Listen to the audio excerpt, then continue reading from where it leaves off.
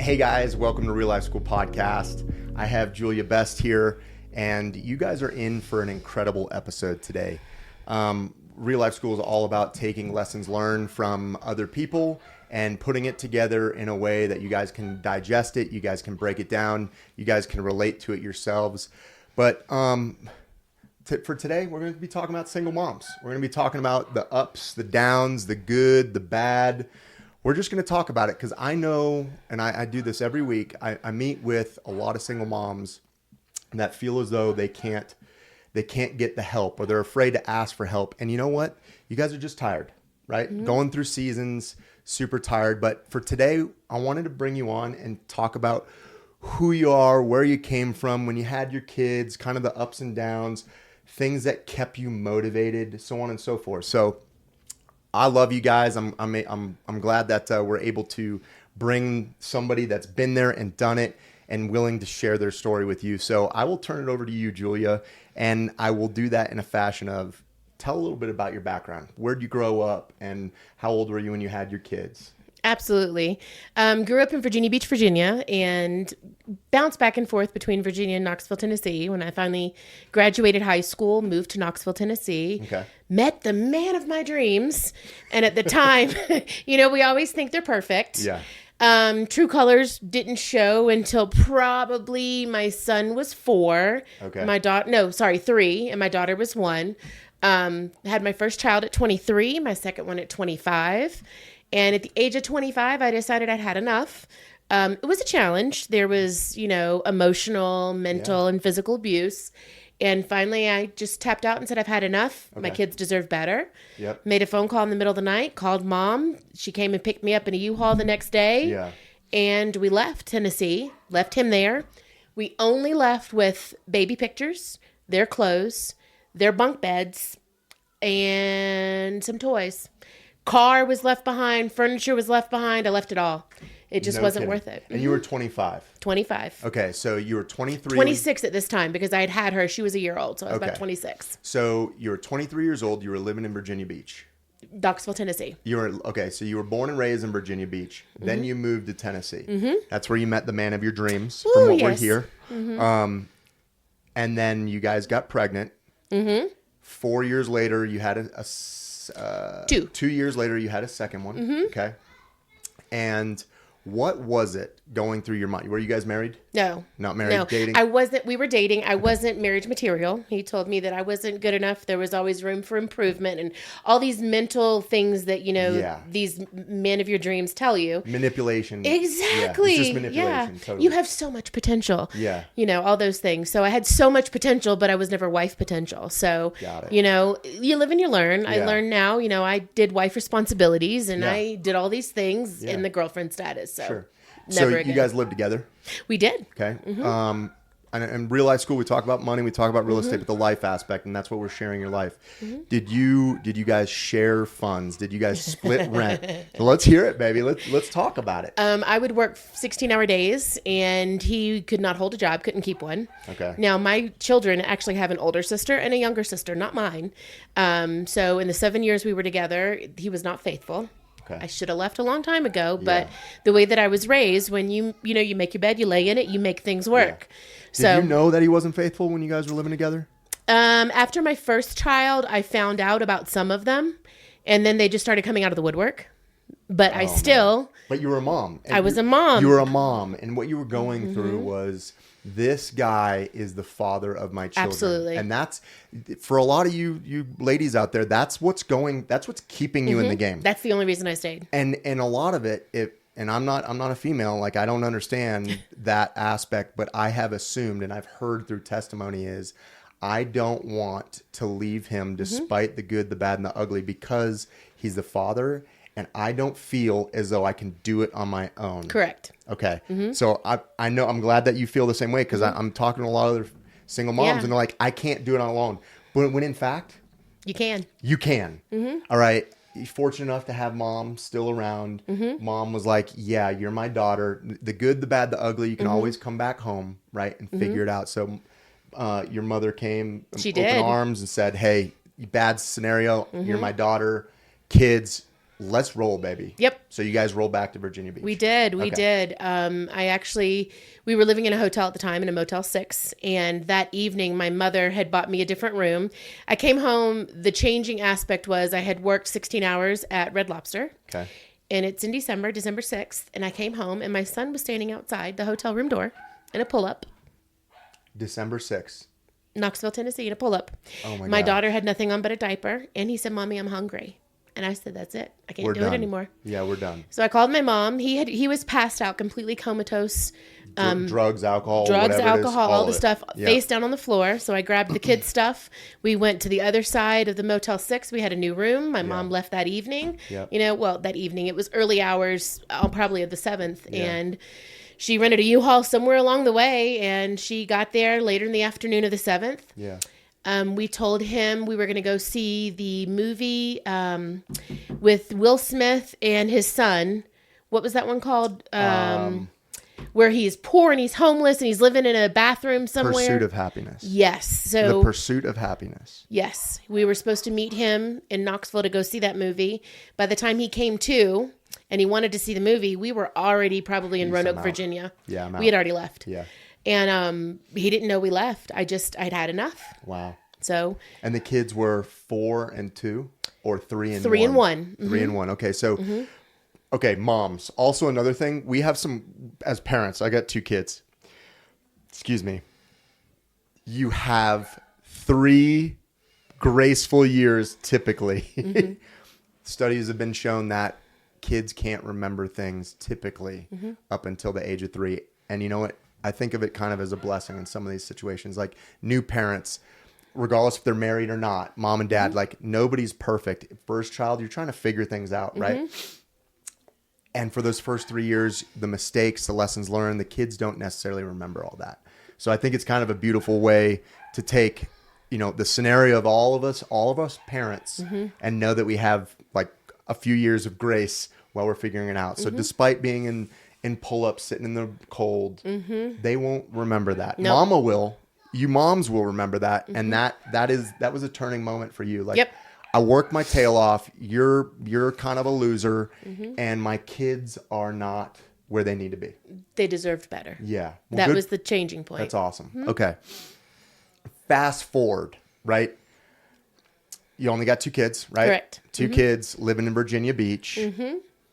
What happened over the next or following 10 years or so? You obviously grabbed your kids. Yep. What did he do? He actually stayed in Tennessee for a couple years. Okay. I lived with my mom for a little bit. Okay. And then I realized I really needed to get out on my own and needed my own space. Yep. So I did some research, and then there was a shelter in Virginia Beach called the Samaritan House. Okay. So I actually, told them about my situation, how I was fleeing from a domestic violence situation in Tennessee. Yeah. Went into shelter with my 2 kids. We were put up in this huge condo, and every family had their own little room. Yeah. So me and my son and my daughter stayed in the condo for 6 months. They put you through a work program. So you would go to work, and then they put you in subsidized housing. We got our own little apartment at the beach. So the kids shared a bedroom. I had my own bedroom, 800 square feet. It was perfect. Sure. On the beach. On the beach. We lived there for, I think, 2 years in subsidized housing. And then I had, went through school. I got my CNA. Yeah. I was working as a registered medication aide in healthcare. Okay. And then I graduated out of the program to where I'm making too much money. I can no longer get help. Yeah. So they put me in the same apartment complex, just in another apartment. Okay. So the same layout. Yeah. Okay. Same layout. Yeah. But now we're paying, higher rent. Market rate rent. Okay. Got it. Okay. We lived there. How long did you live there for? 2 years. Okay. 2 years maybe. They're 5 and we're about, I think right about now they're about 8 and 6. Okay. Yep. Okay, cool. Yep. And about that time, I was going to go back to school to get my bachelor's degree. Okay. And still, Dad, in and out of the picture. Was he there? Did he ever try to come back and like reconcile things, or try to interject his fatherhood into the kids' lives at all? Occasionally, okay. He would take a Greyhound bus in, and I remember when my daughter was probably about 4. He showed up, and she actually ID'd him. She didn't know who he was. Mm-hmm. She said, "You're not my daddy. Show me your ID." Oh my gosh. Mm-hmm. Wow. It shows you how much of an absent parent he was. Yeah. No child support. Yeah. Didn't pay anything. He's just scraping by. He was just scraping by.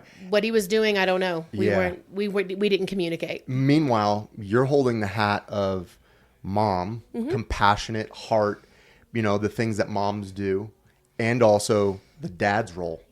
Food, shelter, safety, security, while trying to progress your own life too, right? A lot of moms will typically put their whole life into just their kids. But let me tell you something. There's some times where you got to be selfish, because you couldn't be a fantastic mom if you weren't good, mentally healthy, fill in the blank. You can't be the parent, not only the mama role, but the daddy role too, at the same time, right? Absolutely. So just remember that. Think about that, single moms out there. Like, the whole point of this podcast is to show you, at the end of this, you'll hear where we're at and how she's made it and all the lessons learned. But okay, so your youngest didn't know that it was dad when he showed up, and he just no clue. Popped in and said, "Hey, oh, by the way, I'm your dad. Everything's great." Guys, stop it. Okay. They deserve better. Yeah, 100%. Okay, so what about the high school years? What happened? How did it go? How was it being a single mom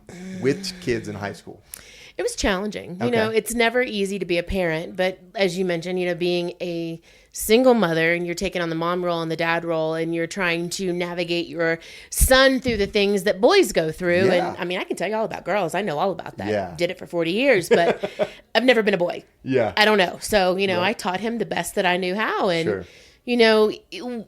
I didn't experience as many challenges with him. There was some, Okay. Not fitting in, not having the friend circle, Sure. and the circle that he did have wasn't where he wanted to be, Yeah. And there were some challenges Did like you that. notice that? Did he notice it, and did he voice it, or how'd that work? I noticed it, and then I would ask him about it, and of course, we denied it. Yeah. There's nothing wrong. There's nothing wrong. Yeah, but everything's cool. Yeah. And typically that's where dad would interject and say, hey, son, come on over here and let's talk about this, right? Absolutely. But okay. Yeah. So can you remember one good story where you're like, hey, obviously high school years, so it's been 15 years-ish, right? Sophomore, junior year, and you're in the thick of things with two in high school, 2 years apart. Think of one story, if you can, that you're like, I'm doing it. And these kids are doing it. And then hindsight, I want to know, like, a story where you're like, oh shoot, I am screwing this up, or this is really hard. Like they want to hear, a high and a low. Right. Because a lot of you women out there, both hats, you have highs, you have lows. This too shall pass. Even when you're on the mountaintop, that time rolls. When you're in the doldrums and the depths, that time goes away too. Like this too shall pass. So what was one high and one low? I think one of the highs was when because we always had a rule in our house. Both my kids started working at 15 because I will provide what you need, your wants. That's your responsibility. Okay. You want a new PS4? Okay. You need to earn it, not me. I'm not doing it. Okay. So a need would be food, clothing, shelter. Yep. Okay. So mama took care of that. Absolutely. So there was no rent due or anything like that when they're in high school, when mama was trying to figure things out and they were trying to okay, got it. No. So everything they needed, they Correct. didn't have to pay for. Got it. So when my son turned 16, he had a job down at the oceanfront. He was working at a restaurant. Okay. He got a job at 15 there. So he was there almost 4 years. Wow. Started as a busboy. Then he was promoted to food runner, then promoted to expediter. So he worked his way up the ranks. Good kid. And at 16, he wanted a car. So my rule is when you work, 75% of your paycheck, once you cash it, goes into savings automatically. The 25% that's remaining, you do whatever you want to do with it. So if you want that PS5, you better save up your 25% until you get enough to purchase it. At the age of 16, he had enough saved from working 1 year to buy the Ford Expedition off of me. So he paid me $4,000 in cash for the truck that we had. I signed the title over to him and it became his. No kidding. Title. Like you signed the title and said, son, now you own this Absolutely. vehicle. That's so cool. So you structured it financially to say, hey, needs covered. Wants, you want a vehicle? I have one, but you're going to work for it. Absolutely. Cool. And $4,000, that you totally gave him a deal. Absolutely. And that's what mamas do. Like you want them to work for it. They'll appreciate it. Had you given him the vehicle, he probably wouldn't have taken as good of care, because when you get something for free, it's never felt the way when you have to work. No, you don't appreciate it. 100%. And I came from a family, my father had this firm belief that, you know, when you learn to drive, you need a big car because you're going to hit things, you're going to run into things. I ran over a brick mailbox. Okay. So when we called her Bessie, she was a big green Expedition. Big girl. Oh yeah. And before she actually blew up on the move out here. I can tell you about that later. But prior to that, the front fender was taken off by a garage door in the parking garage where he worked. Okay. Wasn't paying attention, ran straight into the door, took off the front fender. Bumper car. Uh-huh. Yep. And both back fenders had 2 dents in them where he was backing into a parking spot. And I mean, she was all beat up, but you know, it was his. Yeah. He paid for it. He owned it. He also had a responsibility. You get that paycheck, you pay your car insurance. I'm not paying it. You didn't pay his car insurance? No, sir. No car insurance, no cell phone. Gas? Nope. So he wanted something that he wanted. He had to pay for it. Yes, all of it. absolutely. Cool. That's awesome. Okay, what did you do the same thing with the second child? I tried to, but my son has a very soft spot in his heart for his little sister. So when she became of driving age, he was ready to buy another vehicle. So he applied for a loan. I co-signed with him on the loan. And he said, here you go. It's yours. So he handed the car off to her. The Expedition. Mm-hmm. He still had the title in his name, but he gave it to his little sister. Wow. So she was responsible for paying her insurance if she wanted to drive, because we have a saying in our house, if you miss a payment, your Nikes work real well. And I expect you to walk back and forth to work because I'm not going to take you. Or take the bus. Did they ever have to do that? There was one time that she didn't make the insurance payment. She was supposed to walk to work, but again, Big Brother came in clutch and he took her to work. So good kid. Yeah. Solid kid. Okay. So that shows me and the viewers, like, you're doing something right here. Yeah. Single mom, get the finances squared away. Teach your kids how to work for something. They want a car, go pay for it. Yep. Okay.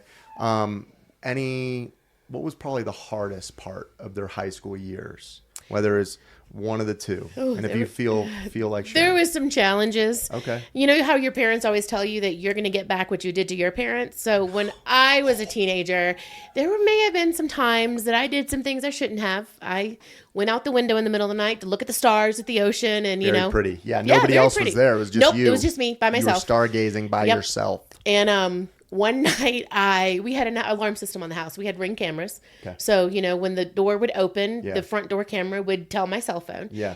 And for some reason, I don't know why I got up. You get, you know, those womanly hunches, you just know. Yeah. And I woke up at 2:00 in the morning and I was like, something's off.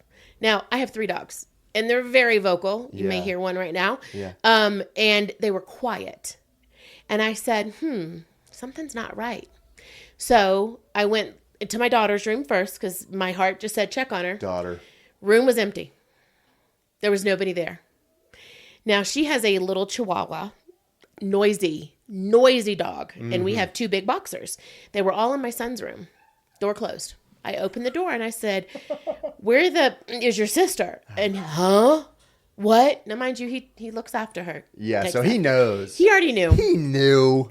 And then I had the inclining to look in the driveway, and my car was gone. And I picked up the cell phone, and I called her, went straight to voicemail. I called right back, and I left a voicemail message, and I said, you have exactly 5 minutes to bring my vehicle back to my house. In the state of Virginia, it is a felony, a grand theft auto. That is my car. You did not have permission to leave this property with it. That phone rang within a minute and a half. And I said, I don't know where you are, but you have exactly 3 minutes and 30 seconds to get back in this house. I said, I'm done. She pulled up in the driveway. She went to go look at the stars. Yeah. So we were right near an Air Force base. I mean, Oceana Navy base. Okay. We're very close. So she went over there to look at the stars. Yeah, right. I don't care who you were with. Yeah. Yeah, so. Okay. So she took the car and bounced, and Mama caught her. And it was probably not the first time, by the way. Parents, like... It happens. It happens. I sure hope that my kids don't do anything like the things that I did when I was in high school. So. Right. Well, you know, they say we're going to get it back. So so she and I, at this point, her father had actually moved to Virginia. So he was living in Hampton. So from where we lived, that's 45 minutes to an hour. Okay. 3:00 in the morning, I called him and I said, your daughter's made choices. She doesn't want to follow by my rules. She doesn't want to follow my rules. She wants to live a life like you live. So you know what? I'm bringing her to you. He's still living in a hotel. So he was in a hotel in Hampton.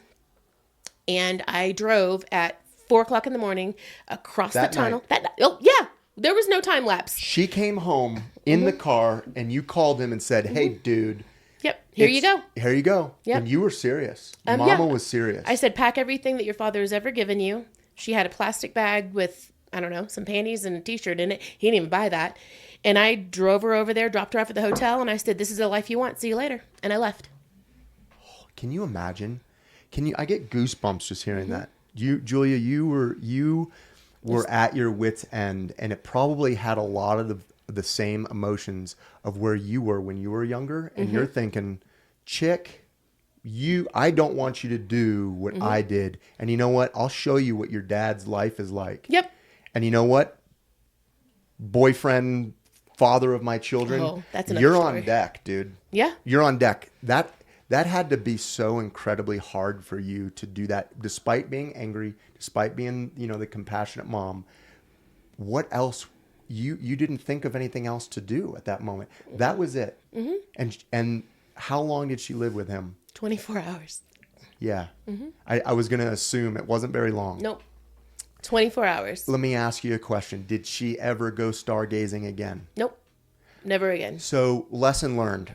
When your kids go do something, and you probably talked about, hey, no sneaking out of the house prior to, and she did it anyways. We have a rule because, as you know, teenagers, they're going to want to experiment. They're going to want to drink. They're going to want to smoke. They're going to want to do these things.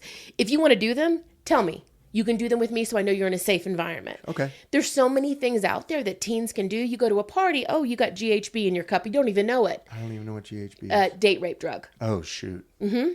Well, yeah, there's all these things that can happen. So I have this philosophy, and I did it with both of my kids. If you want to try something, or you think a wine cooler's nice, by all means. You want to drink it? Let's do it. We'll bring one home, Yeah. You think Everclear's nice? That's a whole different story. Yeah. I was raised in a completely different era. Yeah. But now it's just not safe. I like that. So everybody has their parenting techniques. They don't, and like I said, when on other episodes, is like nobody hands us a book and is like, this is how you do parenting. This is how you raise children.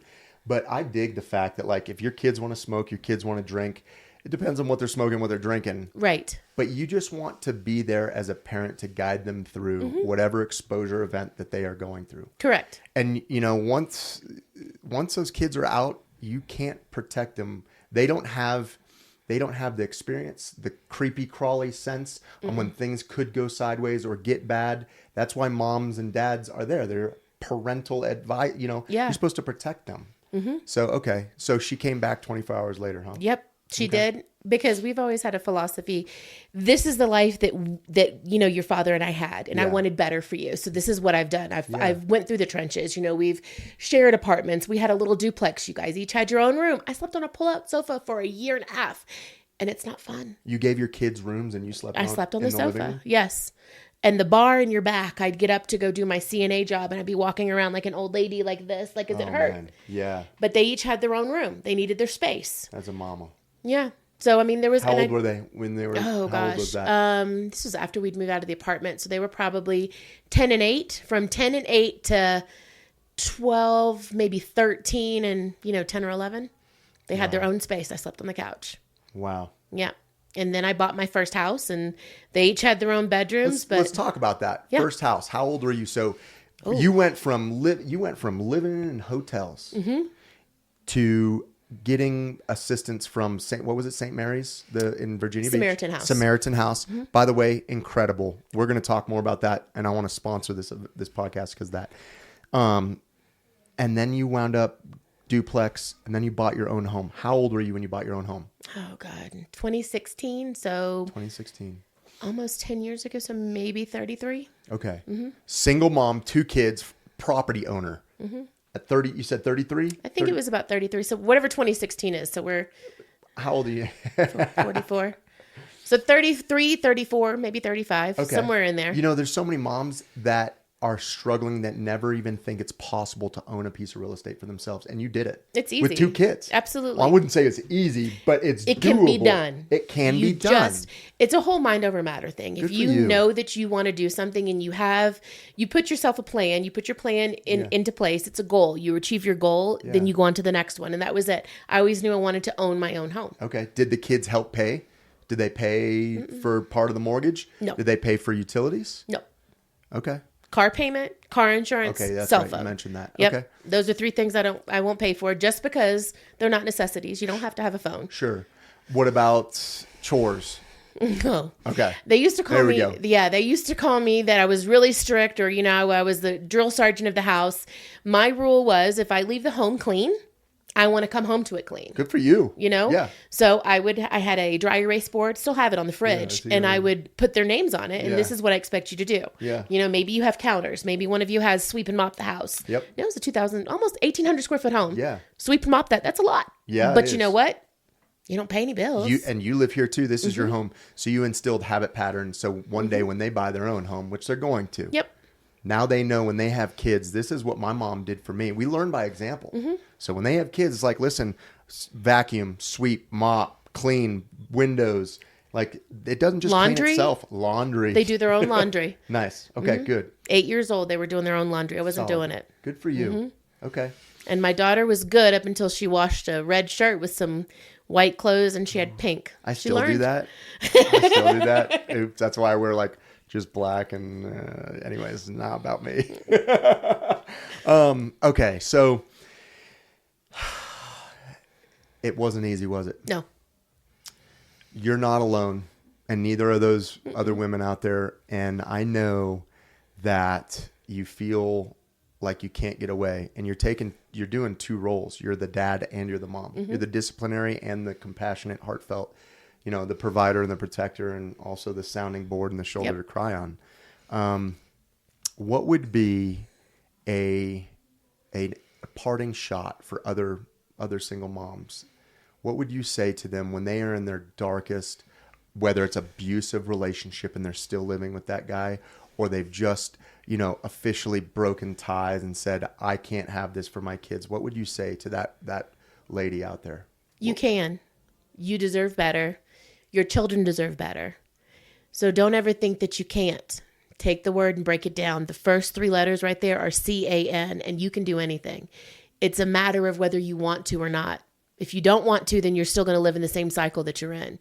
But when you want better for yourself and you want better for your kids, then you do. Yeah. You find the resources. The Yeah. Samaritan houses in your area, the food pantries in your area. Yeah. It's not always just the Department of Human Services, because the governmental agencies don't have your best interest in hand. No. They want you to stay in the same cycle that you're in so that they can get more money from the federal government. It's not about that. There are so many resources out there that can help individuals, single moms. Maybe you're a married family and you're struggling. It's that season that you're in. You can do it. Yeah. When you think that you can't, you won't. But when you think that you can, you always will. Yeah. There's always a way. I was always going into a fight, whether you think you can win or you think you can't. It's already been won or it's already been lost. Absolutely. It's all your mentality. Yeah. 2 kids, where are they now? I know one went to welding school. Yep. Okay. Graduated college, graduated high school last year. Awesome. Welding school. We actually moved across the country. My 20-year-old and I, and boy, when I say adventures, took 2 26-foot trucks from Virginia all the way to Colorado. Okay. First one was easy. It was like 2 days. No big deal. This is great. We can do this again. The second one, we traveled with 3 dogs, 2 boxers and a chihuahua. I drove the 26-foot truck with the chihuahua. Yeah. His car, he has a little GTI in tow. Okay. He drove the Expedition. She was still alive at the time. Between driving the 1,800 miles, blowing a tire on the trailer, I didn't even know. He called me and he was like, you need to pull over. You've lost a tire. And I'm like, no, I haven't. It's not wobbling. Single moms. If you blow a tire, pull over. Yeah, I was like, no, I haven't. The truck's not wobbling. That's It's fine. fine. Yeah. It's driving great. Looked in the passenger mirror and there's dust and rubber flying. And I'm like, oh my God, I blew a tire. So I pulled over, called the U-Haul, and they came out and changed it within 45 minutes. We were back on the road. Solid. Yep. Son's thriving. Yes. Daughter's graduated high school? She graduated high school. Okay. She's danced her whole life. So on top of being a single mom, we had competitive dance. And if you've ever been a dancer, you know that ain't cheap. No. But yeah, she was a competitive dancer for 15 years. The studio she ended with gave her a position to teach So she stayed in Virginia Beach since June of last year to teach dance. That's fantastic. The high school that she went to high school at, she was on the dance team there for 4 years. She was asked to be the assistant coach. So she actually stayed in Virginia Beach, and I'm very proud of her because I've always been, you honor your commitments. If you say you're going to do something, you do it because, your word is all you got. Yeah, and if right. you don't honor your commitments, what are you worth? Yeah. So the one time in her 18 years that I really wanted her to follow me, she said, no, I made a commitment. I'm going to honor it. And she's been living on her own ever since. Living on her own. That is so inspiring. Mm-hmm. Look at you. Well, she had an example. Mama did it with 2 kids. She can do it. That's what she says. Yeah. That's awesome. Yeah. That's inspiring. I'm sure you could just write an actual book on being a single mom. And I know it's not easy. Mm-mm. No, but when you turn back around 5, 10, 15 years later and your kids are making it, they're doing it. We all learn from example. Absolutely. Right? So congratulations. Seriously. Thank you. You freaking crushed it. Thank you. And for all you other single moms out there, her information will be up on the podcast and on social media. If you need somebody to talk to, a reference, or just, hey, I'm going through this, do you have any suggestions? Just send her a private message or reach out to me, and I'll put you guys in contact. We're not supposed to do this on our own.